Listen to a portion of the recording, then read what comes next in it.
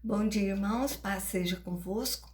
Vamos aí retornar à nossa escola bíblica online. Estamos aí já hoje, é a 129ª aula que nós estamos aí todos os domingos às 9 horas da manhã, gravando, enviando para você para aprender a palavra de Deus, né? Então curta, compartilhe, comente, estude, né? Para não ser enganado, como nós estamos falando aqui, Paulo gasta tanto tempo falando dos falsos mestres, falsa doutrina, e nós precisamos entender bem isso, né? E entender também que não é só naquela época, nos dias de hoje, nós também temos enfrentado a falsa doutrina, falsos mestres, falso ensinamento. Então, para nós podermos entender tudo isso e não sermos aí, né, enrolados com tudo isso, nós precisamos aprender a verdade, o verdadeiro evangelho. Amém? Então vamos lá. Abra sua Bíblia Sagrada na primeira carta do apóstolo Paulo a Timóteo. As duas cartas de Timóteo, a carta de Filemão, a carta de Tito, elas são, na verdade, cartas pastorais. Paulo está escrevendo aqui para Timóteo como ele deve se comportar diante do ministério. Aí ele dá algumas situações que podem ocorrer para que Timóteo possa ter aí uma decisão, né, ter autoridade sobre cada caso que estiver acontecendo. Então, a aula passada, Paulo fala aí sobre as falsas doutrinas, os falsos mestres. Paulo está falando aí sobre os procedimentos nos cultos, né, como deve ser dentro da igreja, como uma liderança deve se comportar. Então, capítulo 2, verso 12 e 13. E Paulo diz assim: "E não permito que a mulher ensine, nem exerça a autoridade de homem. Esteja, porém, em silêncio, porque primeiro foi formado Adão, depois Eva." Então, entenda bem essas palavras de Paulo. Aqui, Paulo não está proibindo a mulher de exercer um ministério, estar na liderança, ocupar cargo de autoridade. Não. Paulo está falando da igreja de Éfeso, que é onde Timóteo está, e falando sobre alguns acontecimentos dentro da igreja. Então, existiam algumas mulheres que estavam criando confusão ali dentro, dando ouvido aos falsos mestres. Então, Paulo diz que, neste contexto, as mulheres estavam assumindo cargos que não eram para elas e naquela igreja, né? Então, não é igual até hoje. É tempo e local daquela época. Neste caso, elas estavam causando desordem e desobedecendo a liderança daquela igreja. Então, pela posição social, elas estavam causando confusão.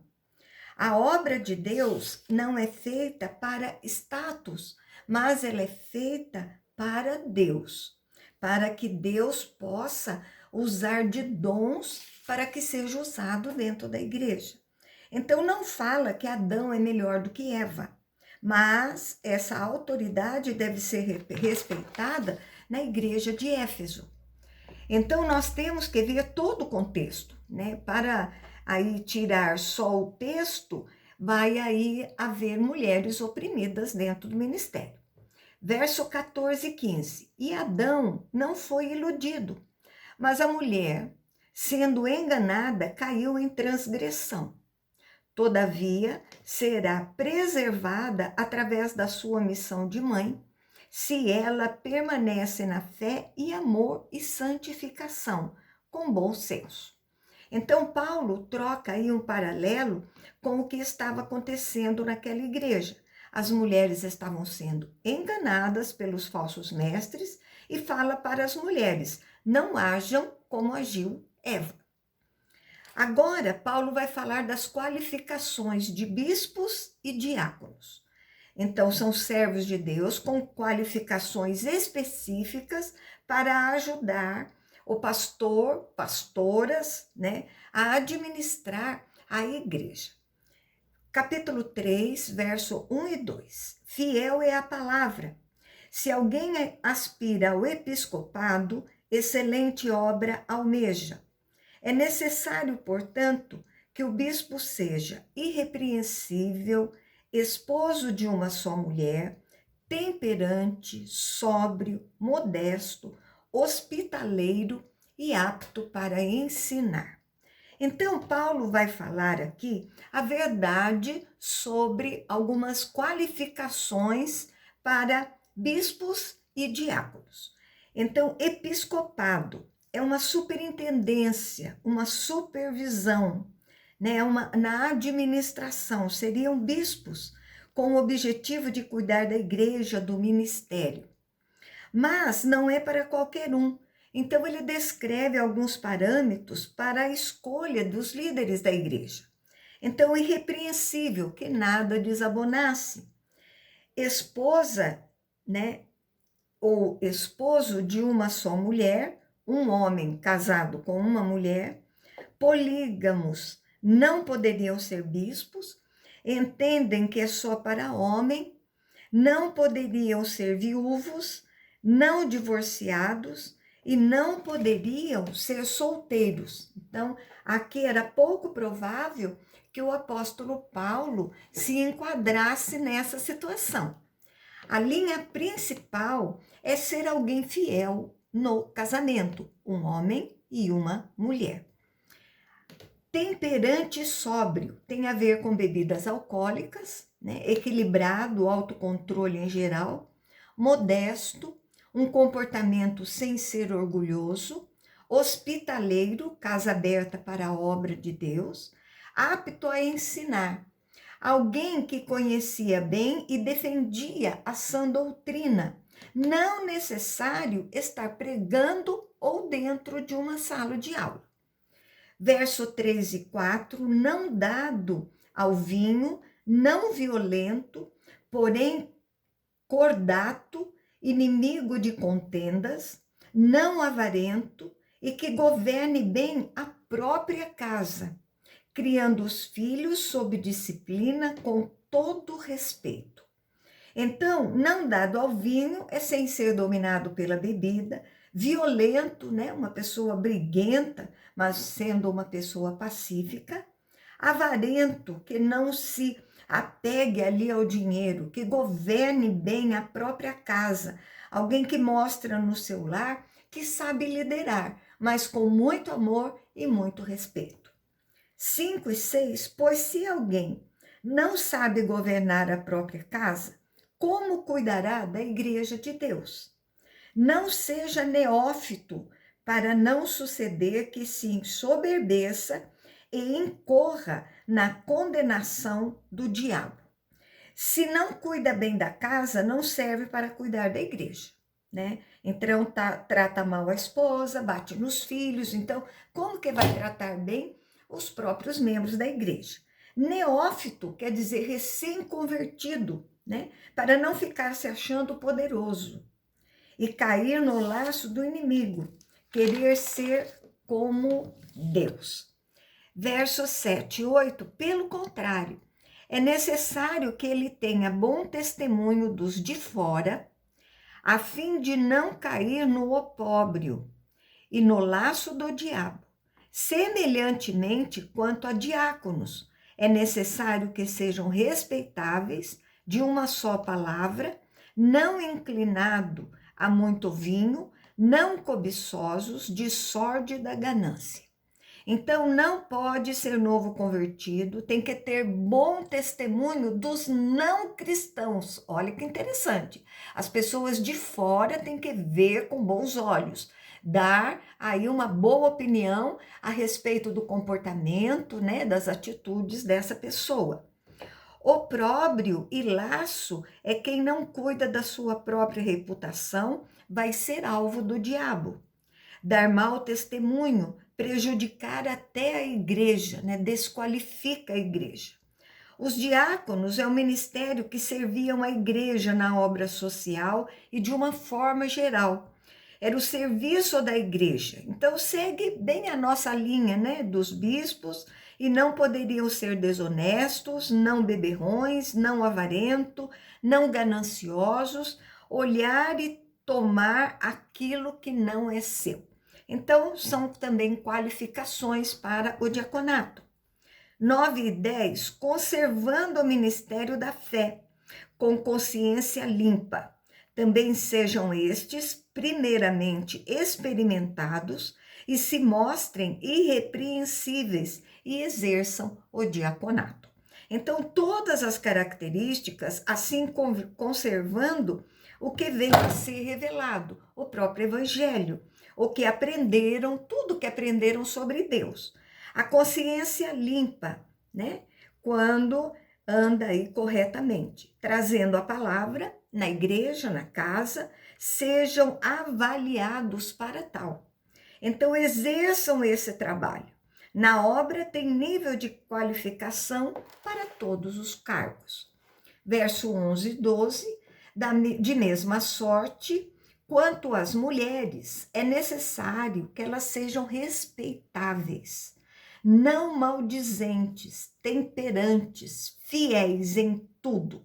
O diácono seja marido de uma só mulher e governe bem seus filhos e a própria casa. Então, ele inicia falando para homens, agora ele fala com mulheres. Então, nós temos aqui, agora, 3 interpretações. Primeiro, se trata das esposas dos bispos e diáconos, que o Paulo está falando. 2, quando fala da mesma sorte, semelhante para mulheres diaconisas.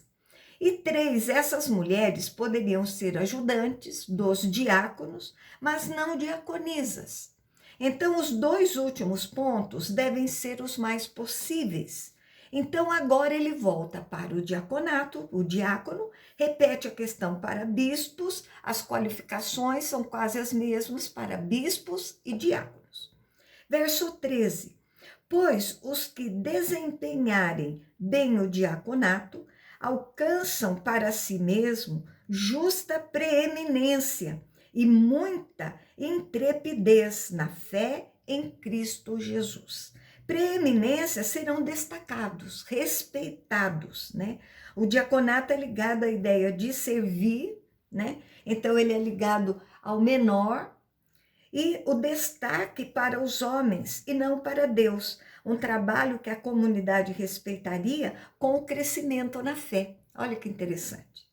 Agora ele vai falar da igreja de Deus. Verso 14 e 15, escrevo-te estas coisas, esperando em ver-te em breve, para que se eu tardar, fique ciente de como deve proceder na casa de Deus, que é a igreja do Deus vivo, coluna e baluarte da verdade. Então, Paulo tinha em mente uma visita a Timóteo na igreja, mas escreve a carta, pois se ele demorar, Timóteo vai saber como proceder e ensinar a igreja, um ajuntamento de cristãos. A igreja é a coluna de Deus nessa terra. Então, todas que sustentam da estabilidade do evangelho, proclamando este evangelho. Verso 16, evidentemente, grande é o mistério da piedade. Aquele que foi manifestado na carne foi justificado em espírito, contemplado por anjos, pregado entre os gentios, crido no mundo e recebido na glória. Então, aqui o mistério da piedade é a aplicação da fé, né? A vivência, porque a igreja é importante. Aquele é Jesus que nasceu neste mundo, considerado malfeitor pelos homens, e Deus o considerou perfeito, porque não tinha pecado, justificado. Na ressurreição ele venceu a morte, mostrando que não era o malfeitor, mas o Salvador. Então, Paulo fala da grandeza da obra de Deus, do que ele fez por vocês, e coloquem esta vontade, essa verdade, para que os líderes sejam os melhores. Então, até aqui, Paulo instruiu sobre adoração, o proceder conveniente no culto público, qualificações de bispos e diáconos, e ele fala alguma coisa sobre a igreja de Deus. Agora, Paulo vai falar da apostasia dos últimos tempos. Então, capítulo 4, verso 1 e 2. Ora, o Espírito afirma expressamente que nos últimos tempos alguns apostatarão da fé por obedecerem a espíritos enganadores e a ensinos de demônios, pela hipocrisia dos que falam mentiras e que têm cauterizada a própria consciência. Então, aqui, Jesus já falava sobre o abandono da fé, né? Então, o próprio apóstolo Paulo também já falou lá no livro de Atos 20, verso 29 e 30. Então, ele fala da entrada de pessoas em Éfeso, pessoas mentirosas, perversas, para desviar as pessoas da fé. Então, apostatar da fé é abandonar a fé, é se desviar dos caminhos do Senhor. Então, Paulo mostra para Timóteo o que vai acontecer. E até nos nossos dias, por atração do diabo, ele vai atuar e ele vai colocar o engano e ensinos errados, agem através dos homens, dos falsos mestres, praticam falsa religião com a mente insensível à verdade, vivem uma vida de aparência, com ensinos contrários à palavra de Deus. Então, isso acontece até os dias de hoje. Então, para desmascarar os falsos mestres, é sempre a palavra de Deus. Verso 3 a 5, que proíbem o casamento, exigem a abstinência de alimento que Deus criou para serem recebidos com ações de graças pelos fiéis e por quantos conhece plenamente a verdade, pois tudo que Deus criou é bom e recebido com ações de graça, nada é recusável, porque pela palavra de Deus e pela oração e santidade. Então, os falsos mestres, eles distorcem o que Deus criou, proíbem o casamento. Leis alimentares, eles colocam para eles como proibição, era para aquela época da lei, agora não funciona mais. Doutrinas pagãs, né, junto com essa lei, exigindo que tivessem gratidão a eles. Eles não têm por que fazerem isso, com o objetivo de adorar a Deus, não tem pecado. Então, Deus fez tudo e é bom, o casamento, o alimento, costume de adorar a Deus antes das refeições, né? No casamento, do que Deus providenciou, nada é recusável, através da oração é consagrado.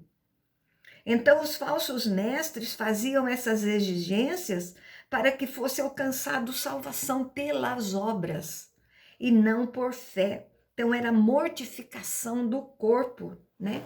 Para ser salvo. E não era nada disso, né? Não é nada disso, é pela fé. Agora, Paulo vai exortar a fidelidade e a diligência. Versos 6 e 7. Expondo essas coisas aos irmãos, serás bom ministro de Cristo Jesus, alimentando com as palavras da fé e da boa doutrina que tem seguido. Mas rejeita as fábulas profanas de velhas crendices, exercita-te pessoalmente na piedade. Timóteo deveria receber instruções e pregar sobre elas. Então será servo excelente, defendendo a fé, instruindo as pessoas. Paulo diz que esse proceder traria segurança para a igreja, combatendo tudo que é falso. Acolhe o evangelho e rejeita as histórias que não vêm de Deus. Usa de zombaria para com as pessoas que acreditam em tudo, né? Perdeu o raciocínio, caducou, né? Então, Paulo diz, se você pregar a verdade, a igreja vai se fortalecer na fé. O servo de Deus deve cuidar de si para poder cuidar dos outros, né? num trabalho diário. Por isso a necessidade de aprendermos a palavra de Deus para podermos ensinar aos outros. Verso 8 e 9, pois o exercício físico para pouco é proveitoso, mas piedade para tudo é proveitosa, porque tem a promessa de vida que agora é e da que há de ser. Filho, fiel é esta palavra, digna de inteira aceitação.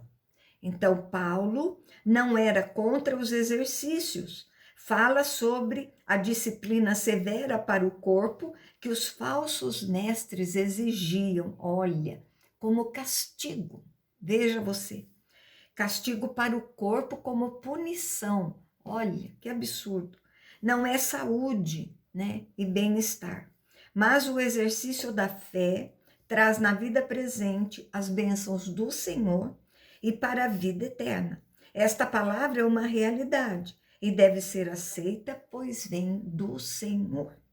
10 e 11, ora, é esse fim que labutamos e nos esforçamos sobremodo, porquanto temos posto a nossa esperança no Deus vivo, Salvador de todos os homens, especialmente dos fiéis. Ordena e ensina estas coisas. Eles trabalham para a salvação, levar o evangelho e faz parte da vida deles. A nossa esperança está em Deus, operante que realiza. Não se preocupe com o trabalho que terá. Salvador de todos os homens, é Jesus que salvou a todos os homens. Não. Primeiro, os que creem, né, que pela fé aceitaram a Jesus, e um segundo, Deus sabe o que está fazendo. E nós temos aqui a timidez de Timóteo. Então ele fala forte com ele, a idade dele era pouca, tinha que ter atitudes firmes e é a palavra de Deus, né? Então ele ensina e cobra para que eles vivam essa verdade.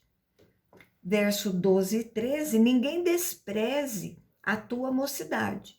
Pelo contrário, torna-te padrão dos fiéis na palavra, no procedimento, no amor, na fé, na pureza.